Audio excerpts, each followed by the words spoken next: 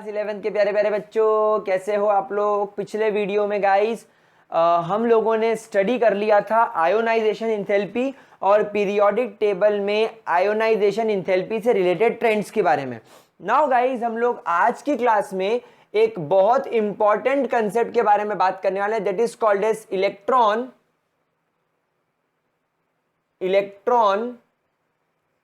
Gain enthalpy. Electron gain enthalpy. Now मेरे प्यारे बच्चों, what is electron gain enthalpy? बहुत ध्यान से, बहुत आराम से सुनेंगे। अगर एक एटम, मॉलिक्यूल नहीं, एक एटम, कैसा एटम? इंडिविजुअल एटम, अकेला एटम, मॉलिक्यूल के फॉर्मेट में नहीं, या one mole atom, ionisation enthalpy में पढ़ा था। तो अगर आपका एक एटम या एक मोल एटम जो गैसियस फॉर्म में होता है, कौन से फॉर्म में होता है? गैसियस फॉर्म में होता है।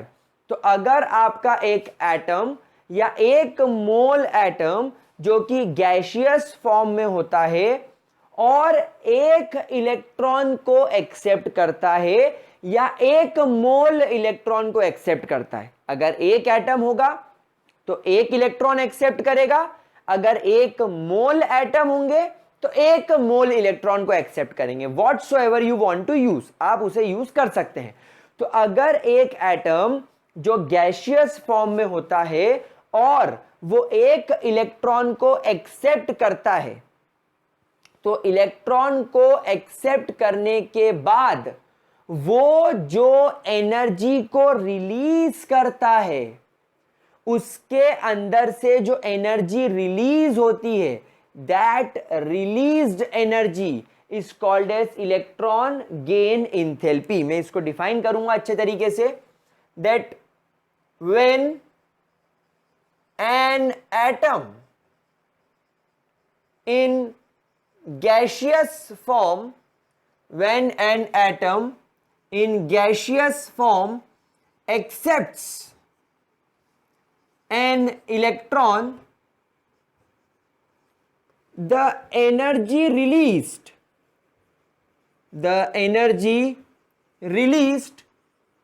by the atom, the energy released by the atom is called as electron gain enthalpy. बच्चों ध्यान रखना, इलेक्ट्रॉन गेन इंथैल्पी का शॉर्ट फॉर्म में EGE लिखता हूं। जैसे आयोनाइजेशन इंथैल्पी को हम IE लिखते थे, इलेक्ट्रॉन गेन इंथैल्पी का EGE होता है। ठीक है, क्या इसके अंदर किसी भी तरीके का कोई डाउट? नाउ पहला सवाल यह आता है कि जब कभी भी कोई एटम इलेक्ट्रॉन एक्सेप्ट करता है तो वो एनर्जी क्यों रिलीज करता है? बहुत जरूरी क्वेश्चन है, व्हाई इट रिलीजेस एनर्जी। एक बात समझो, आप लोगों ने एक एग्जाम दी, एग्जाम के पासिंग मार्क्स थे 8। एग्जाम में आपको पास होने के लिए कितने मार्क्स चाहिए? 8। लेकिन आपको मार्क्स आ गए 7। कितने मार्क्स से फेल हो गए? 1 मार्क्स से। टीचर बहुत खड़ूस है, बर्बाद है आपके सामने उसकी इमेज, नहीं, उसके सामने आपकी इमेज बर्बाद है।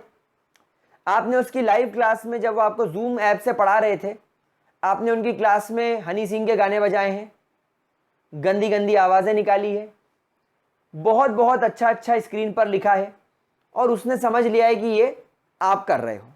तो बड़ी अच्छी इमेज है आपकी उसके मन में, और अब आप उसके अंदर फंस चुके हो, 1 नंबर से फेल हो गए हो, और आपको बार बार ये समझ में आ गया है कि अगर ये फेल वाला रिजल्ट मेरे घर गया तो घर पहुंचते ही flying chappal will be received, flying belan will be received. आपको उड़ती हुई चप्पलें, उड़ती हुई बेलनों का आपको सामना करना पड़ेगा। पिताजी आपके बहुत प्यार से आपको थप्पड़ ही थप्पड़ मारेंगे, आपकी वाट लग जाएगी। मुकेश अंबानी आपसे नाराज हो जाएंगे, आपके जियो का डेटा बंद हो जाएगा, फिर यूट्यूब पर आप मुझसे पढ़ नहीं पाओगे। बड़ा दुखद समय आ गया है। तो आपके मन में ऐसे विचार चल रहे हैं और आप इन विचारों के वजह से भयंकर टेंशन में आ गए हो। क्या हो गया है गाइस? बहुत टेंशन हो गया है। जब आपके दिमाग में टेंशन ज्यादा होता है तो क्या आपका मन किसी काम में लगेगा? नहीं। क्या आप स्टेबल कहलाओगे? नहीं। तो जब माइंड में टेंशन ज्यादा होता है आपकी स्टेबिलिटी कम हो जाती है। यहां पर मैं टेंशन को अब एनर्जी से रिप्लेस कर रहा हूं। Tension is nothing but energy. तो अगर आपके माइंड में एनर्जी ज्यादा है तो क्या आप स्टेबल हो सकते हो? नहीं। रणवीर सिंह को जानते हो? वो खली बली हो गया दिल मेरा। आपने कभी उनको किसी फंक्शन में या उसको किसी शो में देखा है? एनर्जी से भरपूर है वो बंदा, वो सीधा रहता ही नहीं है, वो उछल कूद करता रहता है, because he is full of energy. तो हमेशा एक बात ध्यान रखना कि अगर किसी सिस्टम के अंदर एनर्जी ज्यादा होती है तो उसकी स्टेबिलिटी कम हो जाती है, वो एक जगह फिट नहीं बैठ पाता। मतलब energy is always inversely proportional to stability. Please guys remember this thing. इस पॉइंट को हमेशा लाइफ टाइम याद रखना। Energy is always inversely proportional to stability. अब अगर यहां पर हम लोग एटम्स की बात करें, फॉर एग्जाम्पल मैं यहां पर आपसे बात करूं फ्लोरीन की, जिसका एटॉमिक नंबर 9 है। इसके 1s ऑर्बिटल में 2 इलेक्ट्रॉन्स होते हैं, इसके 2s ऑर्बिटल में 2 इलेक्ट्रॉन्स होते हैं, और इसके 2p ऑर्बिटल के अंदर 1 2 3 4 और 5 इलेक्ट्रॉन्स होते हैं। तो यहां पर फ्लोरीन के पास बस 1 इलेक्ट्रॉन की कमी है। इसकी भी वही कंडीशन है जो आपकी है। आप 1 नंबर से फेल हुए थे, इसको 1 इलेक्ट्रॉन चाहिए। आप बहुत ज्यादा टेंशन में हो, ये भी टेंशन में है। आपको क्या टेंशन है कि यार अगर 1 मार्क्स आ जाता तो मैं पास हो जाता, तो मेरे साथ कुछ भी बुरा नहीं होता। अब आप वो 1 नंबर के लिए वो टीचर के आसपास घूम रहे हो, सर 1 नंबर दे दो सर, प्लीज सर 1 नंबर दे दो। अरे बस 1 नंबर की भीख मांग रहे हैं सर, 1 नंबर 1 नंबर 1 नंबर। ये भी क्या कर रहा है fluorine? 1 electron 1 electron 1 electron 1 electron 1 electron. समझ रहे हो प्रॉब्लम? तो अभी क्या है, ये इलेक्ट्रॉन के लिए दर दर भटक रहा है। जैसे आप मार्क्स के लिए दर दर भटक रहे हो, तो आपके अंदर एनर्जी ज्यादा है क्योंकि आपकी स्टेबिलिटी कम है। अभी आपका पूरा ध्यान 1 मार्क्स लाने में जुटा हुआ है। अभी आप वो सब फालतू बात भूल गए हो कि मैं थक गया हूं, या मैंने खाना नहीं खाया, या मैंने पानी नहीं पिया। अभी तो भयंकर एनर्जी अपने अंदर 1 नंबर लाने की। तो ये भी इनके साथ सिनेरियो है। अब अगर कहीं से इन्हें वो इलेक्ट्रॉन मिल जाता है, अगर इन्हें वो इलेक्ट्रॉन मिल जाता है, अगर आपको 1 नंबर मिल जाता है, तो क्या होगा?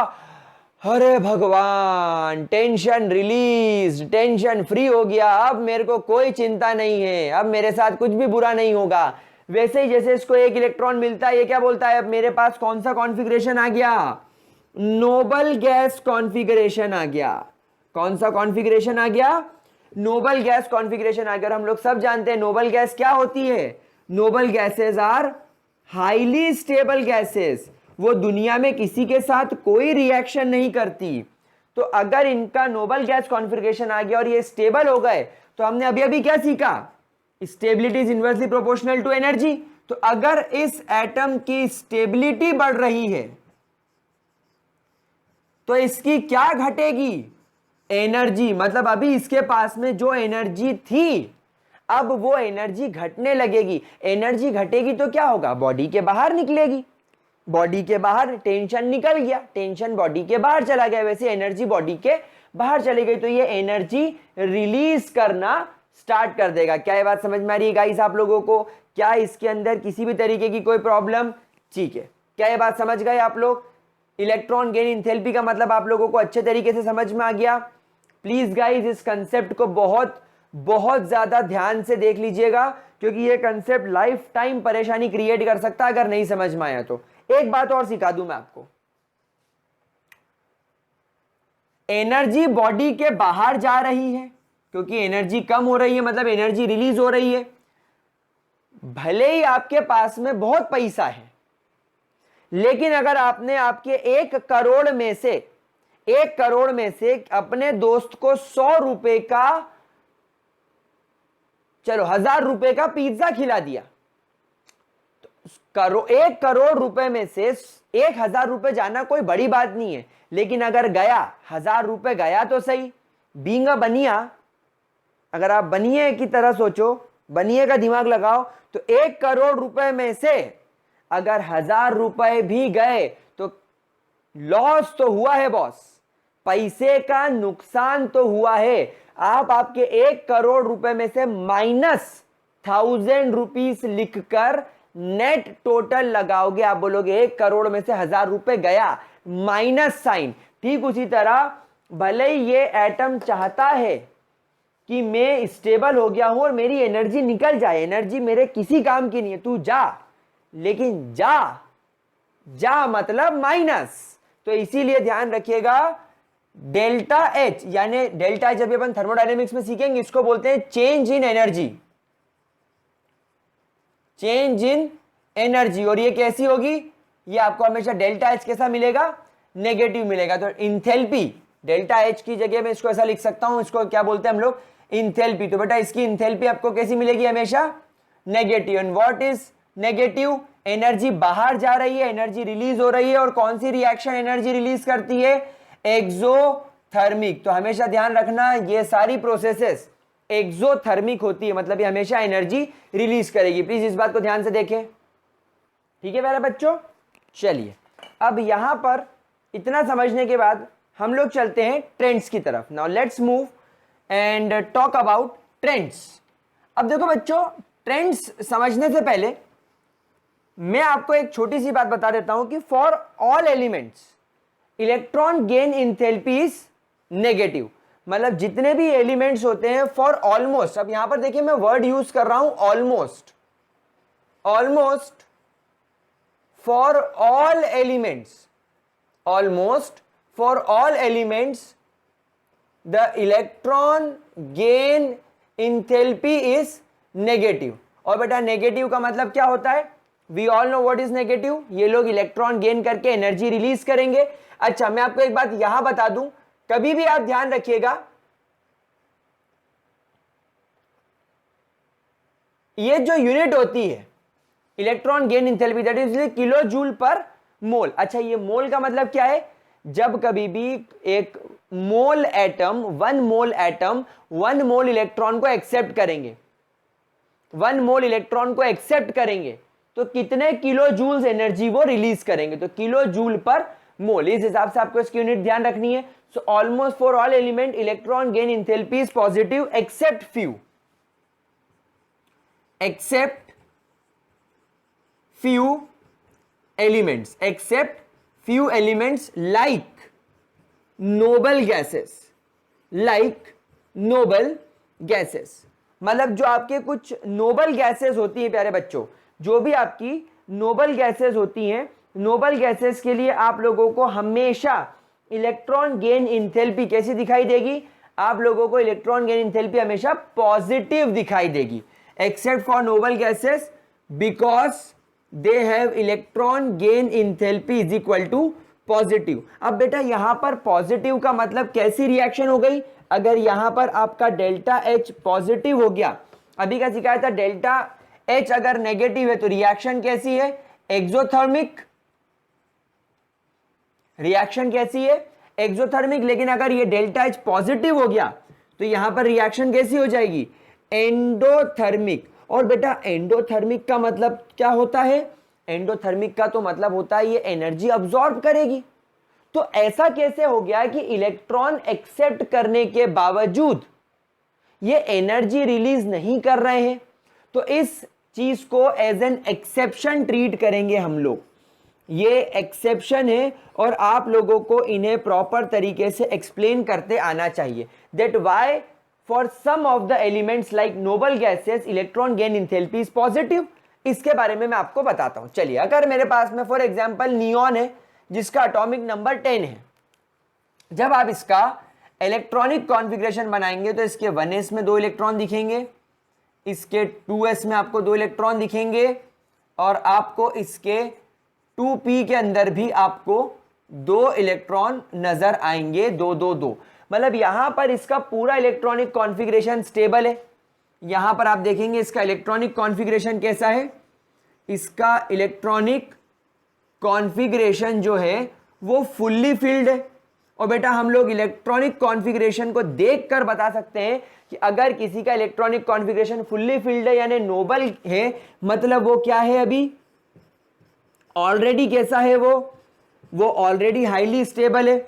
और अगर किसी के पास ऑलरेडी हाईएस्ट स्टेबिलिटी है तो उसके पास एनर्जी कैसी होगी, लोवेस्ट एनर्जी होगी। अब आप इसे क्या बोल रहे हो, नहीं नहीं नहीं नहीं, एक इलेक्ट्रॉन तो रखना ही पड़ेगा, नहीं नहीं आप प्लीज एक इलेक्ट्रॉन तो खाइए। आपका पेट पूरी तरीके से भरा हुआ है, आपने ठूस ठूस के खाना खा लिया है, आपने गले गले तक खाना खा लिया है। अब आपको कोई और बोलता है नहीं नहीं नहीं बेटा एक कटोरी आम रस तो पीना ही पड़ेगा, नहीं नहीं नहीं बेटा एक कटोरी खीर तो खाई ले, नहीं बेटा एक रोटी तो खाई ले, एक बाटी तो खाई ले, एक डोसा तो खाई ले। तो क्या करोगे, बोलोगे भैया मेरा पेट भरा हुआ है मैं खाऊं कहां से, लेकिन आपको खाना पड़ेगा, मजबूरी है। तो आप क्या बोलोगे, थोड़ी जगह बनाता हूं, 1 मिनट थोड़ी जगह बनाता हूं, थोड़ा 10-1 मिनट का मुझे टाइम दो, थोड़ी जगह बनाता हूं। आप ऐसे करोगे, आप थोड़ा सा चल लोगे, आप थोड़ी सी वॉक कर लोगे ताकि थोड़ी जगह बन जाए। तो आप जगह बनाने के लिए, आप जगह बनाने के लिए थोड़ी सी मेहनत करोगे, थोड़ी सी मेहनत करोगे, और मेहनत करने के लिए क्या लगेगी, एनर्जी। मेहनत करने के लिए क्या लगेगी, एनर्जी। ठीक उसी तरह अगर इस नियॉन को आप कहोगे कि बेटा एक इलेक्ट्रॉन और एक्सेप्ट करिए, तो वो इलेक्ट्रॉन एक्सेप्ट करके रखेगा कहां, इसके पास तो जगह ही नहीं है। तो इसको जगह बनानी पड़ेगी, और जगह बनाएगा कहां, 3rd फ्लोर पर जाकर, 3rd शेल पर जाकर एक नया ऑर्बिटल क्रिएट करेगा, एक नया शेल क्रिएट करेगा, एक नया सबशेल क्रिएट करेगा, एक नया ऑर्बिटल क्रिएट करेगा, और फिर उसके अंदर एक इलेक्ट्रॉन रखेगा। नाउ दिस न्यू ऑर्बिटल, इस न्यू ऑर्बिटल को क्रिएट करने के लिए क्या लगेगा, रिक्वायर्स एनर्जी। क्या लगेगी, रिक्वायर्स एनर्जी। मतलब इसको कोई जरूरत नहीं है इलेक्ट्रॉन की, ये आपकी इच्छा है कि ये इलेक्ट्रॉन रखे।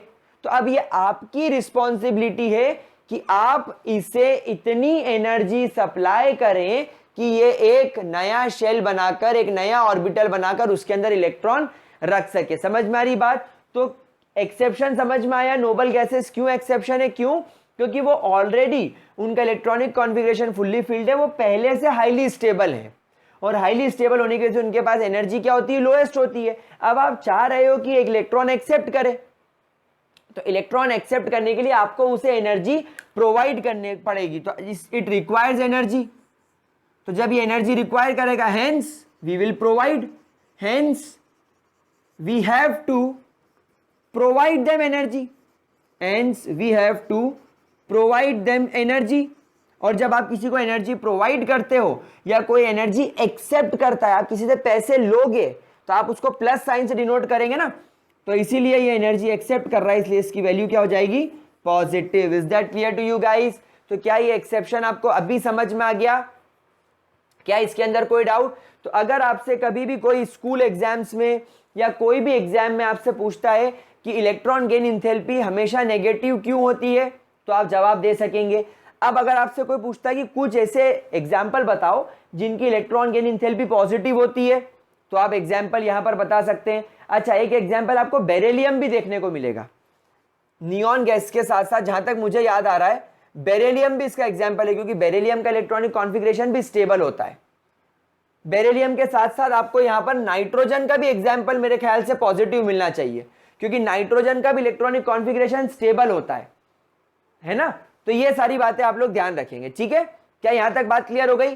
चलिए, तो अब इतना समझने के बाद now you are ready to understand the trends. अब हम लोग यहां पर ट्रेंड्स स्टडी करना शुरू करेंगे। तो सबसे पहला trend, ongoing left to right in a periodic table. आप पीरियोडिक टेबल में लेफ्ट से राइट जा रहे हो, मतलब आप लोग कहां से कहां मूव कर रहे हो, lithium, beryllium, boron, carbon, nitrogen, oxygen and fluorine. बेटा आप लोग सब जान रहे हो लेफ्ट से राइट जाने में नंबर ऑफ शेल्स सेम होते हैं, number of shells are same. दूसरा, स्क्रीनिंग इफेक्ट डिक्रीजेस, और तीसरा and the most important, effective nuclear charge increases. बेटा जब इफेक्टिव न्यूक्लियर चार्ज बढ़ता है तो ये क्या करता है, ये इलेक्ट्रॉन्स को ताकत से अपनी ओर खींचने की कोशिश करता है।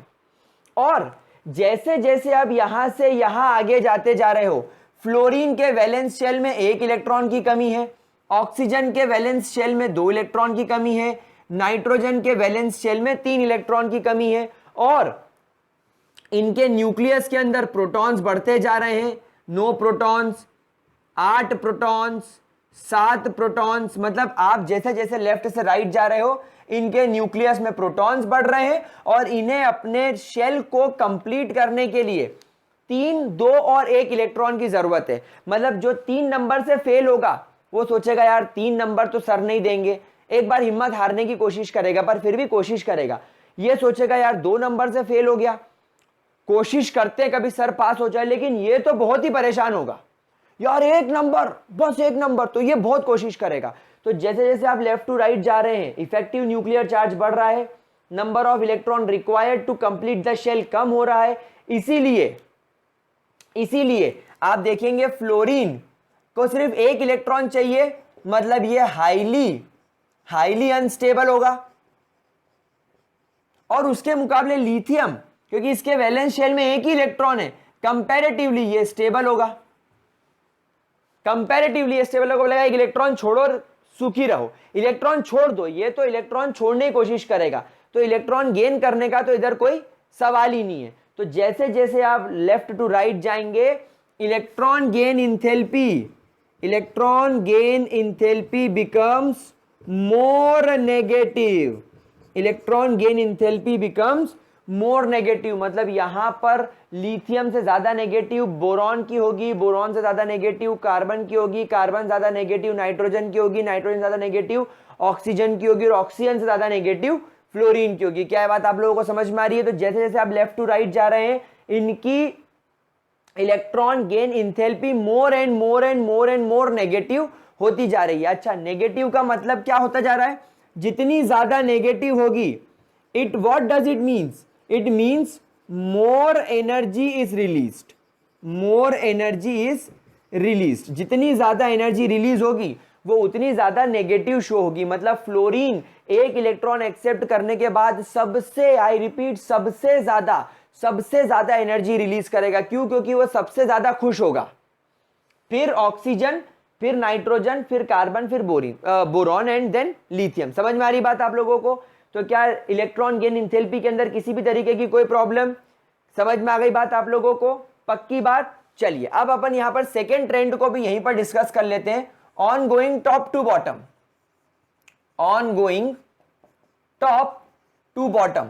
देखो बेटा, यहां पर भी इलेक्ट्रॉन गेन इंथैल्पी के अंदर भी इफेक्टिव न्यूक्लियर चार्ज बहुत इंपॉर्टेंट रोल प्ले कर रहा है।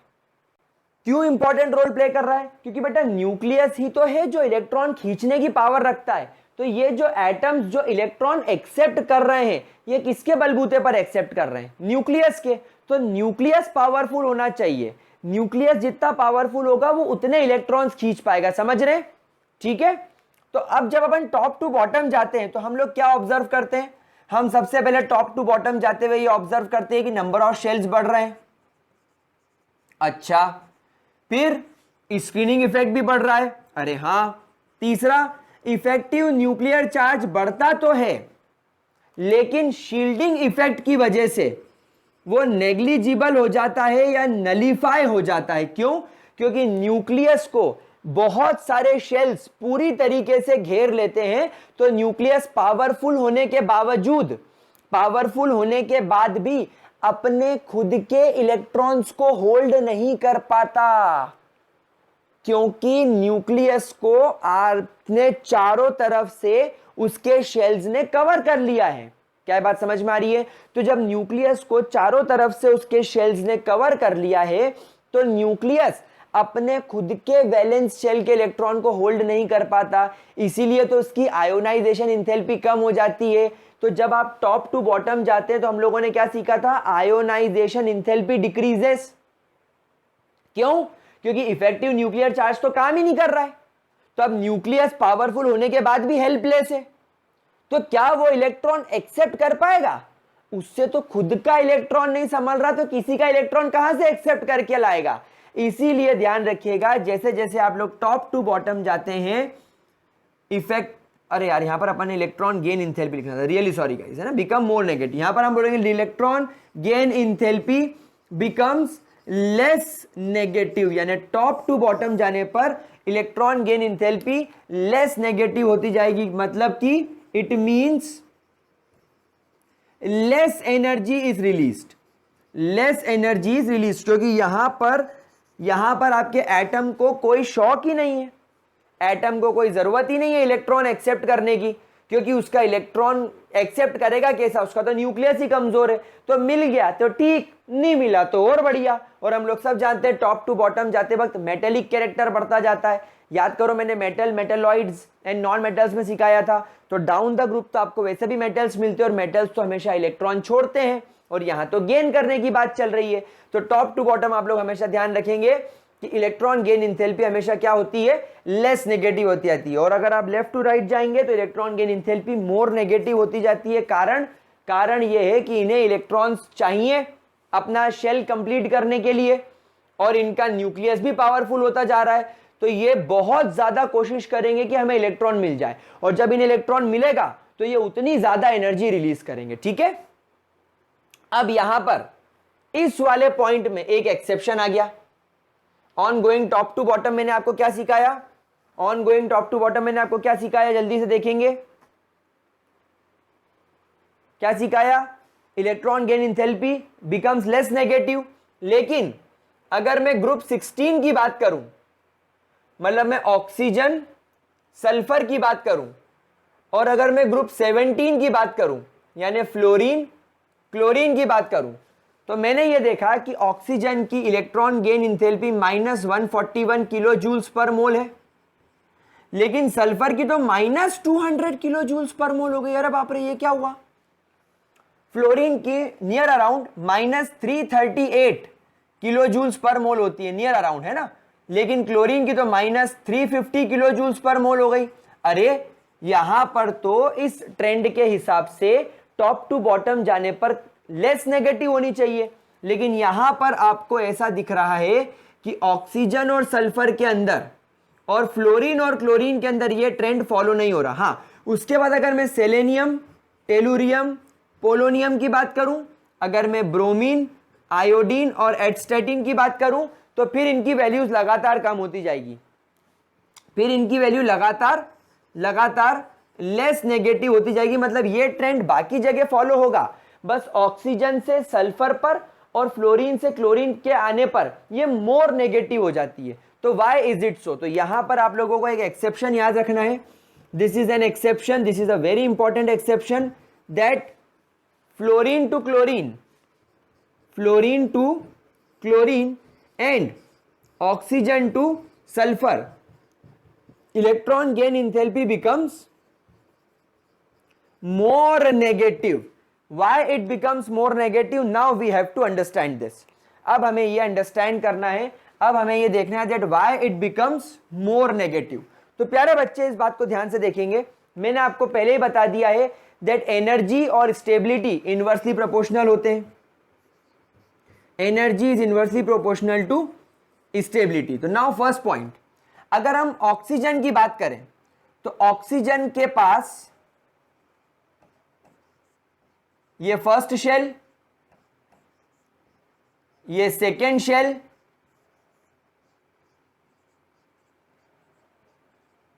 इस तरीके से होता है। मतलब अगर ऑक्सीजन इलेक्ट्रॉन को गेन करेगा तो वो कौन से शेल में रखेगा, सेकेंड शेल में रखेगा। सिमिलरली अगर मैं फ्लोरीन की बात करूं तो फ्लोरीन के पास भी ये फर्स्ट शेल, फ्लोरीन के पास भी ये सेकेंड शेल में 2s, और सेकेंड शेल में ये 2p। तो फ्लोरीन भी जो एक इलेक्ट्रॉन एक्सेप्ट करके लाएगा वो कहां रखेगा, इस 2p के अंदर। अब प्यारे बच्चों एक बात समझो, हम लोगों ने सबने देखा था कि जब आप पीरियोडिक टेबल में लेफ्ट से राइट जाते हो, atomic radius decreases, atomic size decrease हो जाता है। इसका मतलब फ्लोरीन का साइज और ऑक्सीजन का साइज वैसे ही छोटा है, इनका साइज पहले से छोटा है, और साइज छोटा होने की वजह से ऑक्सीजन के आउटर मोस्ट शेल ने, एक सेकेंड में बना लेता हूं, ये ऑक्सीजन का न्यूक्लियस, ये फ्लोरीन का न्यूक्लियस। देखो मैंने साइज भी अकॉर्डिंगली बनाया है, ये इनके साइज छोटे हैं, ऑक्सीजन भी छोटा है और ऑक्सीजन से ज्यादा छोटा फ्लोरीन है। अब हुआ क्या, ऑक्सीजन के यहां पर 1 इलेक्ट्रॉन 2 इलेक्ट्रॉन, इसके भी 2 इलेक्ट्रॉन, अब यहां पर 1 2 3 4 5 6 7, इसके 1 2 3 4 5 6। अब यहां पर क्या हुआ, जैसे ही ऑक्सीजन या फ्लोरीन एक नए इलेक्ट्रॉन को लाने की कोशिश करेंगे या ऑक्सीजन 2 नए इलेक्ट्रॉन्स को लाने की कोशिश करेगा, आप देखो ऑलरेडी इसका शेल बहुत ज्यादा छोटा है, इसका शेल भी छोटा है, इसके शेल में 2 इलेक्ट्रॉन्स को रखने की जगह नहीं है, इसके शेल में 1 इलेक्ट्रॉन को रखने की जगह नहीं है। इवन दो इन्हें चाहिए, इन्हें इलेक्ट्रॉन चाहिए, पर न्यूक्लियस पावरफुल होने की वजह से एटम का साइज इतना छोटा हो गया, शेल का साइज इतना छोटा हो गया कि इलेक्ट्रॉन की जरूरत तो है लेकिन उसको रखने की जगह ही नहीं है। यहां पर दिख रही है जगह, यहां पर थियोरेटिकली दिख रही है पर प्रैक्टिकली यहां पर जगह ही नहीं है। अब क्योंकि न्यूक्लियस पावरफुल है वो तो बात मानेगा नहीं, वो बोलेगा इस इलेक्ट्रॉन को रखो, तो अब रख दो ये इलेक्ट्रॉन यहां पर, ये भी नहीं सुनेगा, बोलेगा रखो इलेक्ट्रॉन, अब रख दो गुचुड़ मुचुड़ करके। अब क्या हुआ, शेल छोटा, जगह कम, 2 नए इलेक्ट्रॉन आ गए, तो अब सारे इलेक्ट्रॉन एक दूसरे को क्या करेंगे, रिपेल करेंगे, क्योंकि उनको जगह नहीं मिलेगी। यहां पर ये इलेक्ट्रॉन आकर बाकी के साथ क्या करेगा, रिपल्शन। तो अब 8 के 8 इलेक्ट्रॉन्स में क्या शुरू हो जाएगा, रिपल्शन। और बेटा जब एटम के अंदर खुद ही के इलेक्ट्रॉन्स एक दूसरे को रिपेल करने की कोशिश करेंगे, क्या आप उस एटम को स्टेबल मान सकते हो? जिसके खुद के घर में लड़ाइयां चल रही हो, क्या वो घर स्टेबल होगा? नहीं। तो यहां पर due to inter electronic repulsion, due to inter electronic repulsion in the second shell because of its small size, because of its small size, second shell का साइज छोटा होने की वजह से इलेक्ट्रॉन्स में इंटर इलेक्ट्रॉनिक रिपल्शन हो जाता है। It do not gains much stability, ये ज्यादा स्टेबिलिटी गेन नहीं करता। और अगर जिसके पास ज्यादा स्टेबिलिटी नहीं है, क्या वो ज्यादा एनर्जी छोड़ेगा? नहीं। मैंने पहले ही सिखाया था, जो जितना ज्यादा स्टेबल होगा उसकी उतनी कम एनर्जी होगी। एनर्जी कम होने का मतलब है वो उतनी एनर्जी रिलीज कर चुका होगा। तो अब क्योंकि ये ज्यादा स्टेबल नहीं है तो इसकी एनर्जी ज्यादा कम नहीं होगी। एनर्जी ज्यादा कम नहीं होने का मतलब है वो ज्यादा एनर्जी नहीं छोड़ रहा है, इसीलिए आपको इसकी एनर्जी कम दिख रही है। लेकिन जब आप सल्फर और क्लोरीन पर आते हो, लेकिन जब हम लोग सल्फर और क्लोरीन पर आते हैं तो क्या होता है प्यारे बच्चों? तो ये होता है कि जब अपन क्लोरीन का इलेक्ट्रॉनिक कॉन्फ़िगरेशन देखते हैं ना गाइस, क्या मैं इसको हटा दूं? क्या मैं इसको हटा दूं गाइस प्लीज? चलिए, तो अब अपन यहां पर एक काम करते हैं, इसको सल्फर बना लेते हैं और इसको बना लेते हैं क्लोरीन। बस मैं एक चीज चेंज करूंगा, मैं 1s को हटा देता हूं और इस 2s को मैं 3s और इसको 3p, इसको 3s और इसको 3p मान लेता हूं। और अब इस एटम के अंदर मैं सेकेंड शेल के साथ साथ दोनों ही एटम में थर्ड शेल बना देता हूं। अब आप यहां पर देख सकेंगे प्यारे बच्चों, इनका थर्ड शेल सेकेंड शेल से बड़ा है।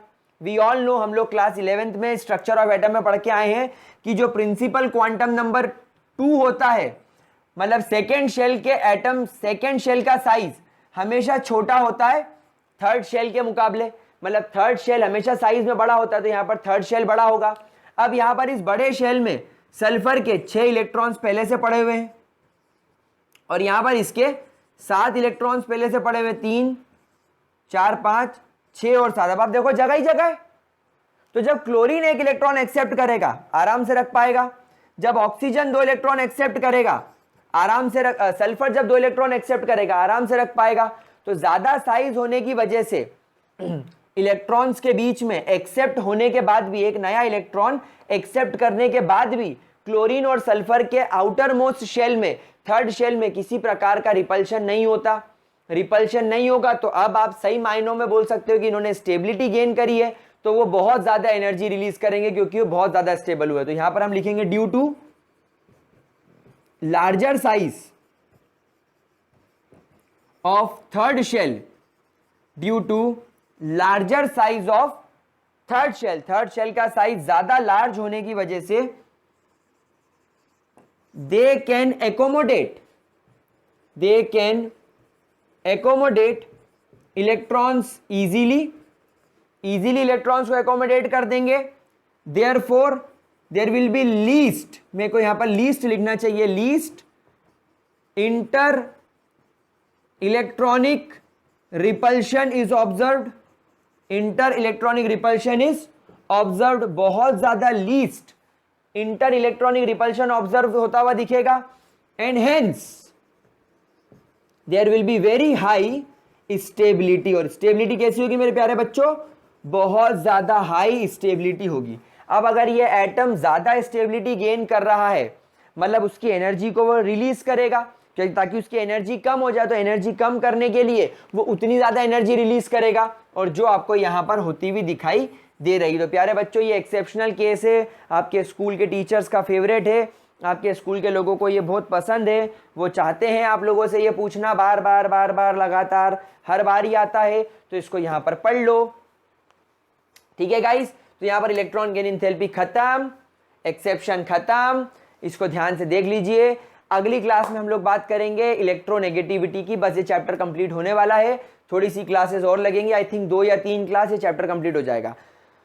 गाइज अगर ये वीडियो पसंद आया हो तो लाइक जरूर करना है, बच्चों प्लीज चैनल को सब्सक्राइब कर लो, क्योंकि मैं हर बार हर सेशन में पूरा सिलेबस कंप्लीट करता हूं, जल्दी कंप्लीट करेंगे, 3rd चैप्टर पर आ गए हैं, कोर्स जल्दी खत्म करेंगे, रिवीजन भी करेंगे, सैंपल पेपर भी सॉल्व करेंगे, क्वेश्चन पेपर भी सॉल्व करेंगे, ताकि आप लोगों की अच्छी से अच्छी प्रिपरेशन हो सके। तो गाइज वो सब कब होगी, जब आप कमिट करें। तो गाइज मेरे साथ आप कमिटमेंट लीजिए कि मैं मृत्युंजय सर के साथ पढ़ूंगा केमिस्ट्री, और मैं गारंटी देता हूं आपको किसी के पास कोचिंग जाने की जरूरत नहीं है, कोचिंग पे पैसा वेस्ट करने की बिल्कुल जरूरत नहीं है, हर एक चीज यहां पढ़ा रहा हूं इतना डिटेल में कि कहीं पर 1 रुपए देने की जरूरत नहीं है, सब कुछ फ्री ऑफ कॉस्ट है, बस आपको कमिट करना है कि मृत्युंजय सर के साथ मुझे पढ़ना है। तो गाइज चैनल को सब्सक्राइब कर लो, वही बेस्ट तरीका है कमिटमेंट का। ठीक है, चलिए तो बाकी की बात इन द नेक्स्ट वीडियो, तब तक के लिए bye bye, have a great day.